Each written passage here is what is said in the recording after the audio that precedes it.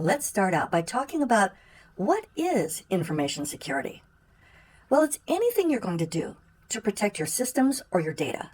You want to protect it from unauthorized access or use, disclosure, disruption, modification, or even destruction.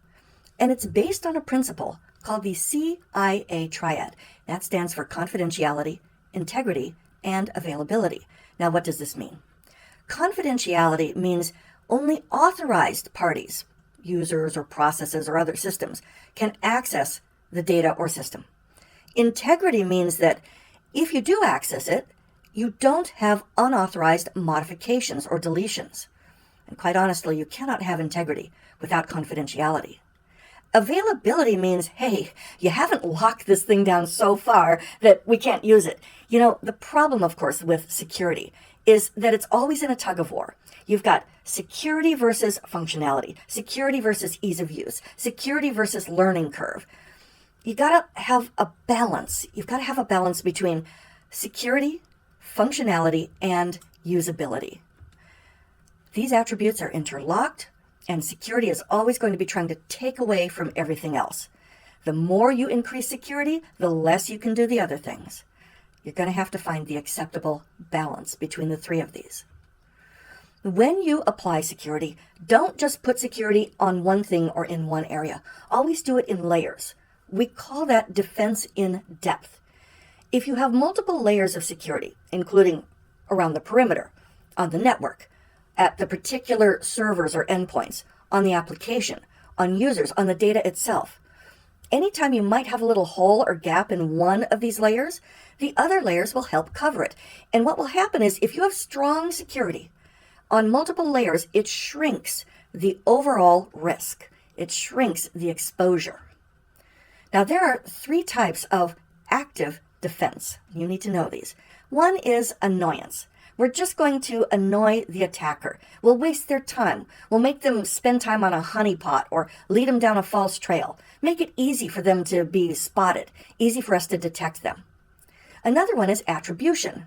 We're going to identify who you are. We're going to trace you back to your source or your location or even you, the individual.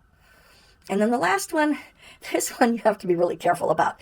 This is attack. You're going to hack back. Now, it's controversial, it's risky, and it could be illegal.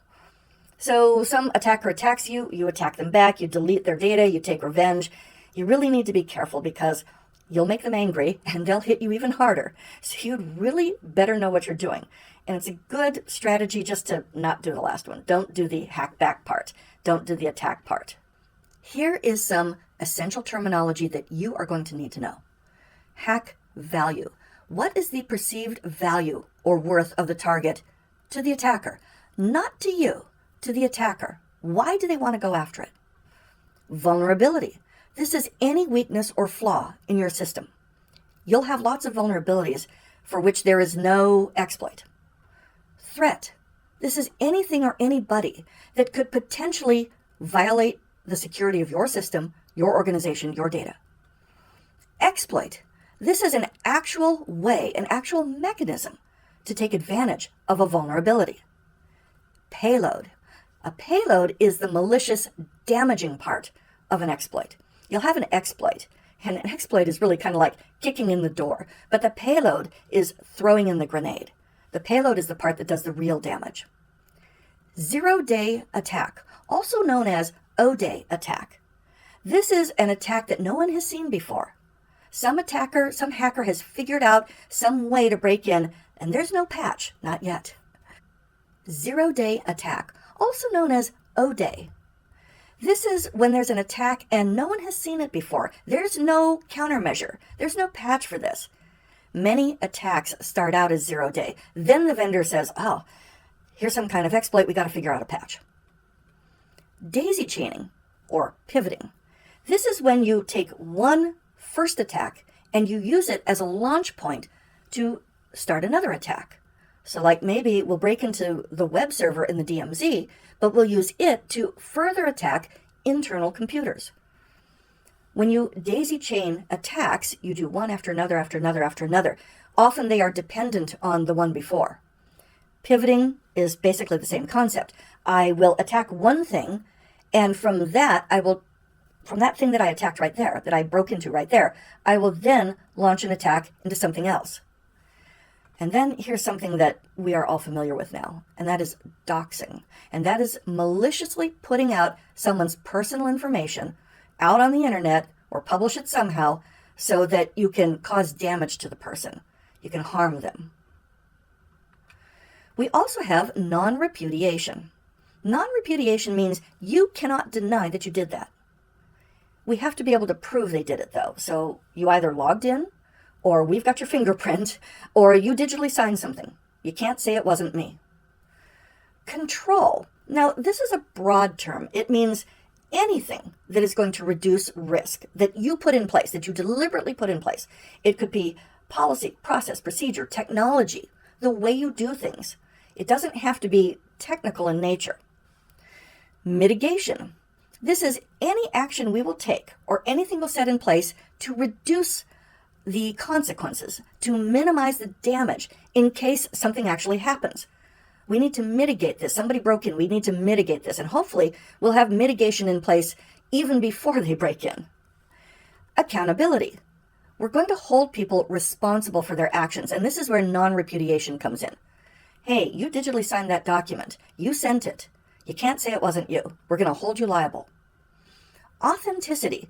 This is proving that something is legitimate or real. We have proven that. This is the original. Enterprise Information Security Architecture, EISA. This is a process. We're going to institute a complete information security solution that covers the whole enterprise, covers every aspect of our information security, all of our processes, our people, our technology, our data, our systems. This is what EISA is all about. There are 3 types of security controls: physical, administrative, and technical. Now, let's see the difference. Physical is like it sounds. You can touch it. It's tangible. It's usually mechanical in nature. It's designed to deter unauthorized access into rooms or to equipment or to documents or data. It will include the obvious things: guards, lights, cameras, motion detectors, walls and fences, bollards, those concrete or steel pillars that prevent someone from ramming their truck into the front door of a building. Man traps, a double door system. You go through one, you have to wait before you can go through the next. Turnstiles, which they could rotate this way, they could open this way or this way, but they allow people in one at a time. Blocks and alarms, or even tools to shred or dispose of documents, hard drives, or other storage media. Then we have something called administrative. Now, administrative by itself is not going to protect anything. You have to enforce it. These are things set by management, policies and procedures, best practices. This is how you do it, folks, to minimize our risk. So it would include training and policies, procedures, guidelines, bug bounties, or doing security auditing. The last one is technical. That's what, as system administrators, we would typically think of. This is any technology we would use to reduce risk. So intrusion detection, intrusion prevention, firewalls, antivirus, encryption, authentication, access control. These are technical security controls. There's one more way of looking at security controls. You can have an attack and maybe they get in and they do some damage. You have procedural controls, administrative, you have technical controls, you have physical controls. But in that whole series of events, where does the control fall in that whole timeline? What does it do to help? The first type would be preventive. Just make it really hard or impossible for someone to actually carry out their threat. We want to keep errors or irregularities from occurring in the first place. Most security controls strive to be preventive. So these would be fences and gates and locks, authentication, encryption, access control, segregation of duties, employee screening and training. Try to prevent it from the beginning. Then there's detective. If something is happening, we want to find out as early as possible. We want to detect it as soon as possible. So we want to detect errors, irregularities, and intrusions that have already occurred or are in the process of occurring. And we assure them that we can correct them as promptly as possible. So we want to have audits or intrusion detection or cameras or motion sensors, antivirus, mandatory vacations, job rotation. Then there's deterrent. We're trying to discourage people. We'll have warning signs or good lighting or high fences or guards or dogs or logon banners. Warning, this is an official system. We just want people to look at it and be kind of discouraged. Preventive would flat out stop them or make it really hard. Deterrent would be like, I'm not even going to try. Then we have mitigating or recovery controls. These are, let's minimize the impact. We either have a break-in in progress or it just happened. So isolate the system, take it off the network, turn it off, or it got broken into, got damaged, fix it as soon as possible, restore service, restore operations, or a fire broke out, suppress it so it doesn't go any farther. And then you've got corrective or compensating controls. These are ones that you put to cover gaps. Yeah, this security covers almost everything, but there's this one little gap, so we're going to put in one more thing to try to cover that one gap. It's an alternative fix. It tries to provide some equivalent protection, at least for that one gap. And you might have to sacrifice some conveniences to get the overall desired result. Here's a very real-life example, a medical instrument that uses an older operating system that the vendor no longer puts out patches for, but we're not going to upgrade the operating system because that means we would have to completely redo the code that runs whatever that instrument is. I've seen it in the field many times. I have a buddy who works or who was the CIO of a small hospital, and she said, yeah, we've got plenty of medical devices that still run Server 2003. I have seen like optical devices that run Windows 7, and the vendors have said, you know what, we're just not going to do anything about it because we don't want to disrupt the functionality. So, okay, if that's the case, then just make sure the device isn't on the network, okay? Make sure it's physically secured. If you have to have it running with those vulnerabilities so it provides its primary clinical functions, then disconnect it from some unauthorized access. That would be a compensating or correcting control.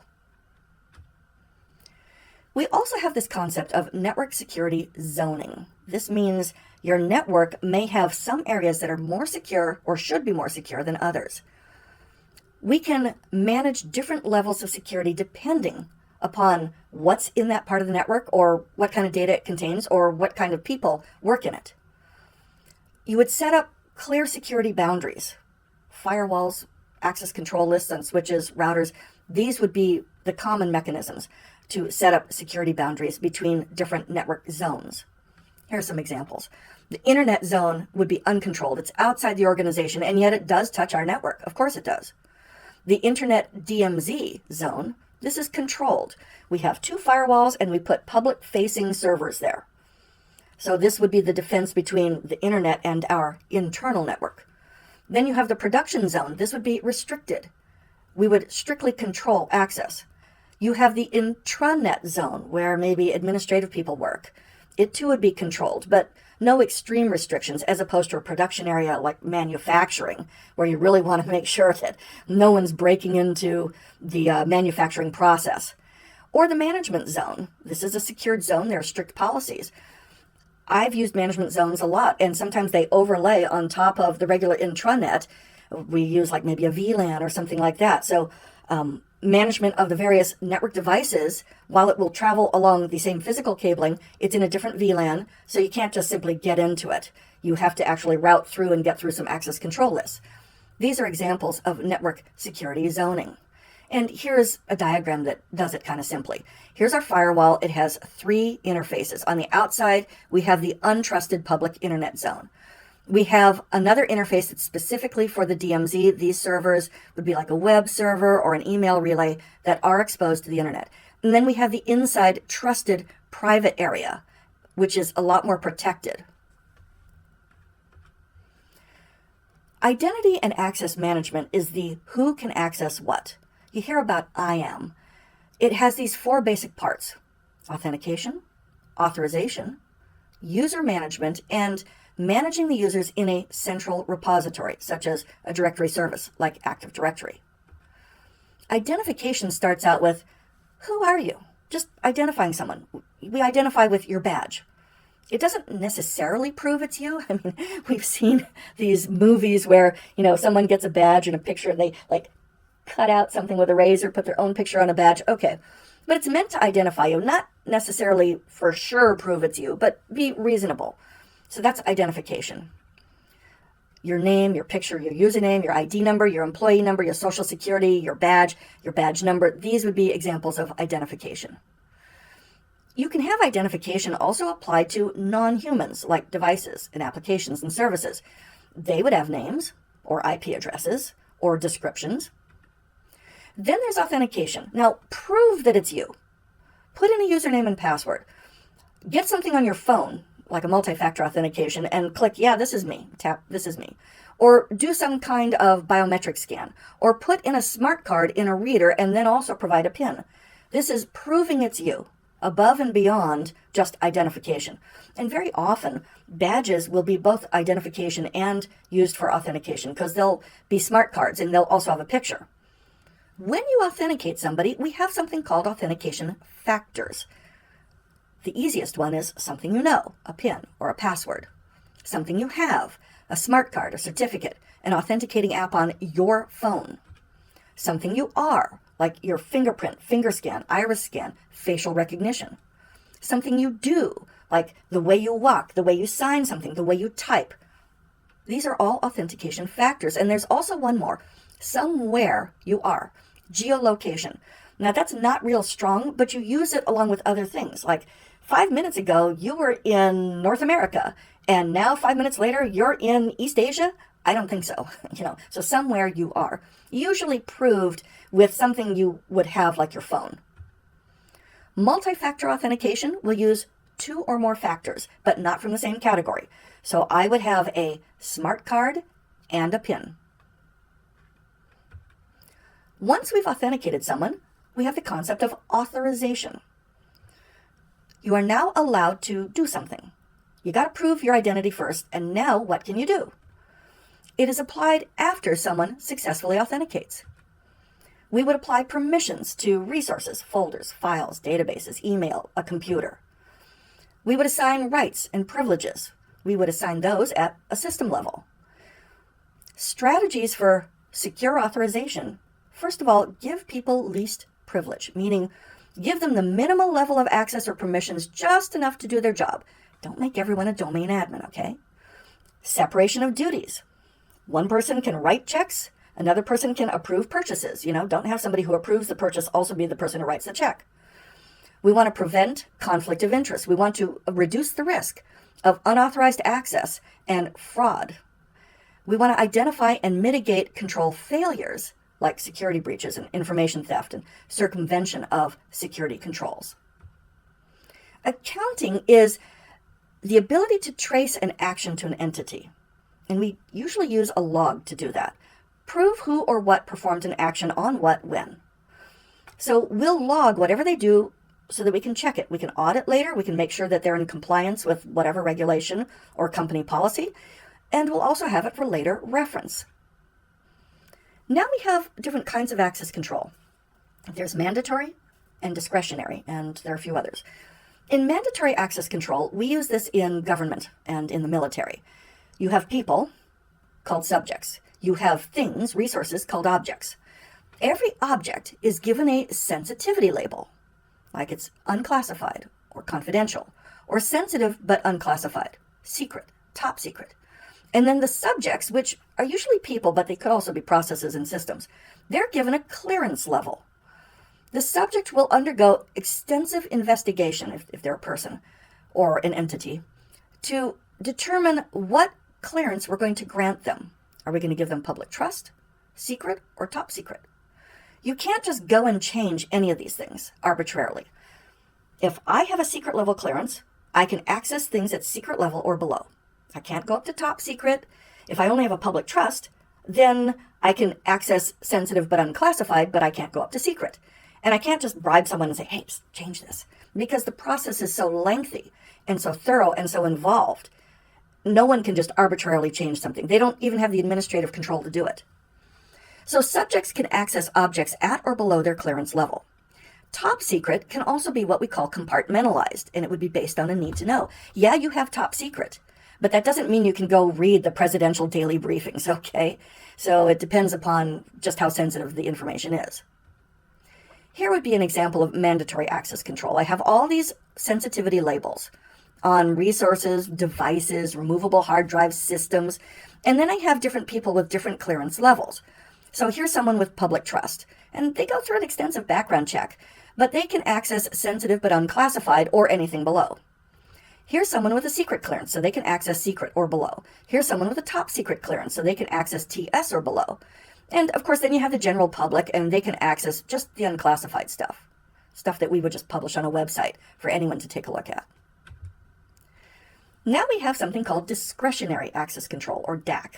This is where a system owner or a resource owner can pick and choose who has what level.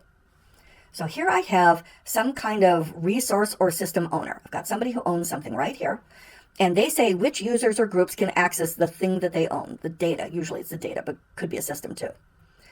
Most operating systems are DAC. The owner of the data or the system defines access at their discretion. It's flexible, but it's weak because, hey, I'll give you a chocolate bar if you let me get into this thing. Or, hey, can you let me have access to this thing? And they don't think about it. Oh, sure, yeah. Examples of the permissions they could grant would be read, write, execute, delete, just list the contents of a folder, or even take ownership. Now we have something called role-based access control, or RBAC. This is where we don't grant permissions based on an individual, but based on what they do. What's your job? What's your role? What's your function in the organization? So we will grant permissions to the role, not to individual users, because users can come and go out of the role. So we can add users to and from the role, but the permissions stay constant. In Windows and in many operating systems, groups are used to represent the role. Here's an example of RBAC. I have these various users. These users belong to different groups. So like this user belongs to group C. This user belongs to group B. Both of these users belong to group F. And then what I do is I grant permissions on whatever it is to a specific group. So if I grant a permission to group A, none of these people have that permission unless the admin puts them in group A. Okay, I'll put you in group A right now, and then when you go back to whatever you're normally doing, I'll take you out of the group. So that's the idea of role-based access control. It's actually a recommended mechanism for assigning permissions to resources. Finally, we have something called rule-based access control, or rule-back.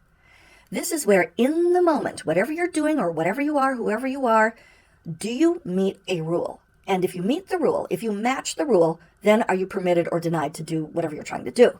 This is most commonly used in firewalls and packet filtering routers. So here would be an example. I have all these rules, and they'll be tried one at a time in order. I mean, there are some exceptions, some vendors, but in most cases, they're just tried one after another. So in comes a packet, and the firewall is going to check the packet. You will be allowed to go through if you're using IP, coming from anywhere, but going to a specific destination using a specific port, port 80. If you meet that rule, go on your merry way. Go on through. If you don't meet that rule, let's try the next rule. Okay, you can go if you're using IP coming from anywhere, going to a specific server using port 443. You meet it? Go ahead. If you don't, let's try the next rule. All right, you can go through if you're using UDP coming from anywhere, going to this particular different server using this particular UDP port. Yes? No? Yes? Go ahead. No? Go to the next rule. Now, the first three rules were allows. The next one's going to be a deny, but only if we match. So if you're using TCP going anywhere from any place, trying to use TCP 53, we're going to drop you right there. And at that point, you don't go any farther. But maybe your packet isn't that. So, okay, try the next rule. Well, if you use IP, any source, any destination, port 53, well, maybe you don't even match that. The last rule is, I don't care who you are or where you're going, you're denied. So this is the idea of rule-back access control. It may seem like a lot, but it's actually very fast. It has really good performance. So this is our overview of information security. Now let's go on to the next topic.